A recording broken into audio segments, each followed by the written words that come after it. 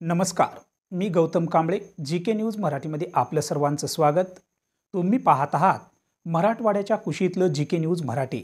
आता घेऊ विविध क्षेत्रातील राजकीय, सामाजिक, आर्थिक, कृषी आणि क्रीडा व तसेच शैक्षणिक विषयी घडामोडींचा आढावा।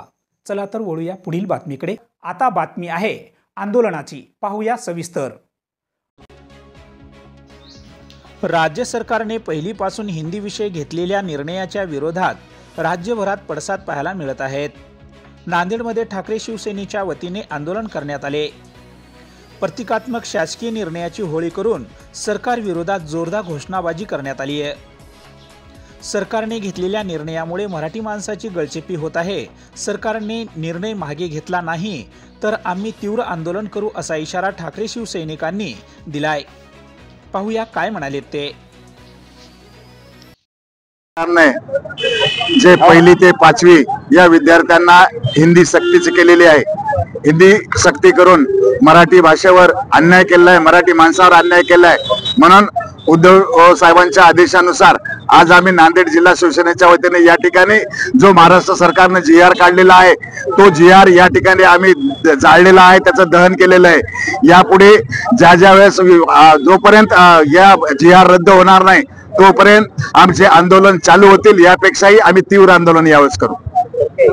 संपूर्ण महाराष्ट्रामध्ये शिवसेना उद्धव बाळासाहेब ठाकरे यांच्या वतीने जे मराठी माणसाची गळचेपी होत आहे आणि मराठी माणसाचा अपमान करून हिंदी भाषेचा जो जी.आर. त्यांनी काढला त्या जी.आर.च्या जाहीर निषेधार्थ आज नांदेड जिल्हा शिवसेना उद्धव बाळासाहेब ठाकरेच्या वतीने आम्ही आज होळी पेटून त्यांचा त्या जी.आर.चा जाहीर निषेध केलेला आहे।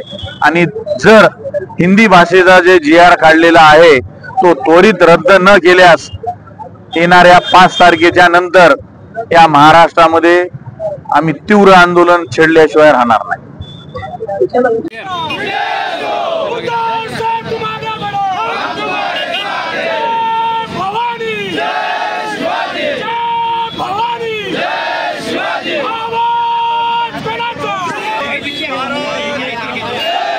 मराठी भाषेला विरोध करणाऱ्या सरकारचा, मराठी भाषेला विरोध करणाऱ्या सरकारचा फडणवीस सरकार, फडणवीस सरकार, फडणवीस सरकार, फडणवीस सरकार, फडणवीस सरकार।